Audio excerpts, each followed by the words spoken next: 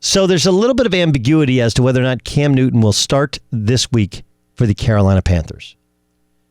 Newton hasn't looked like himself in a long time. And it's not simply because he's wearing scarves. He hasn't looked like the dynamic run-pass threat, the MVP of the league in several years. He's always been inaccurate, but now it's bordering on really alarming. He hasn't improved in spite of the fact that the talent around him has improved. And when you get down to the goal line and you're going to have a direct snap to somebody who could run it or throw it, and he's not named Cam Newton, you start to go, dude, something's up with Cam and his body. And so you start to ask yourself, how important is this season for Cam Newton and the Carolina Panthers? Charles Robinson from Yahoo Sports joined us last hour. He said this. When I went through and I talked to all these personnel guys, and they always ask me in the offseason about other teams, other opportunities where GM jobs might be open, Carolina's the number one team. So many guys want to know what's going on with David Tepper, the new owner, and Marty Herney, the GM. I think that's because guys know this could go south fast, and there's the ability to come in and, as you said, pivot away from Cam Newton, start fresh.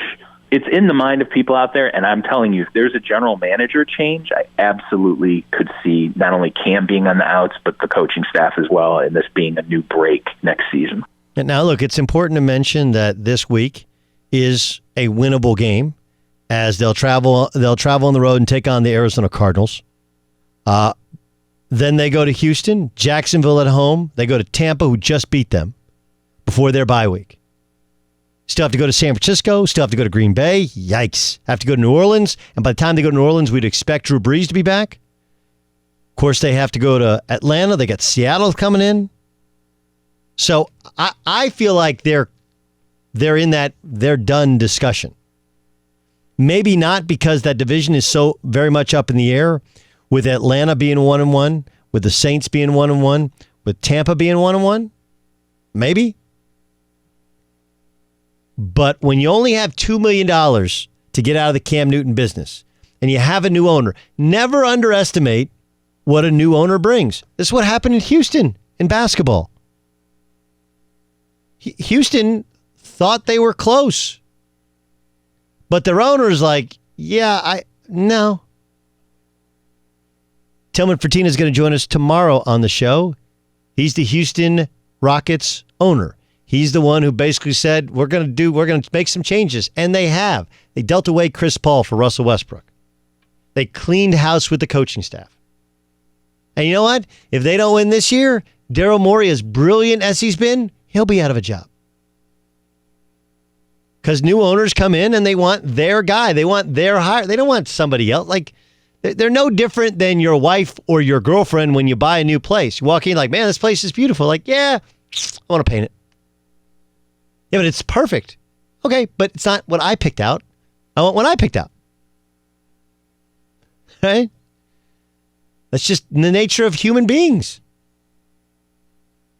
Nobody wants what somebody else built. They want to say, hey, see that?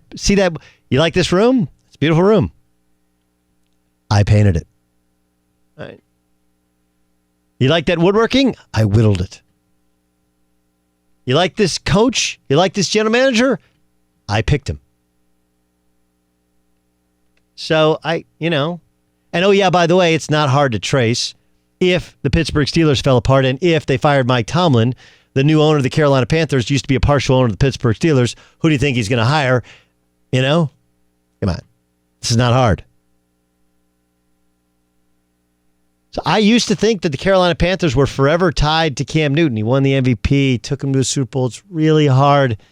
But when you only got $2 million to get out of the Cam Newton business, and the injuries keep piling up, and there's uncertainty heading into the week, and you can't run Cam Newton around the goal line. The biggest, strongest, best running quarterback we've ever seen. Look, Mike Vick was faster. Steve Young was craftier. But we've never seen a 6'5", 6'6", 260-pound grown man run by, over, around, through anything in his path until Cam Newton.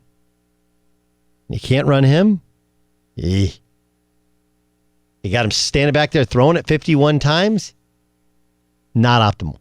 Hi, I'm Doug Gottlieb from Fox Sports Radio, and you need to subscribe to the Fox Sports Radio YouTube channel where you can hear and see me. Why not? Plus, everybody else who's awesome here in Fox Sports Radio.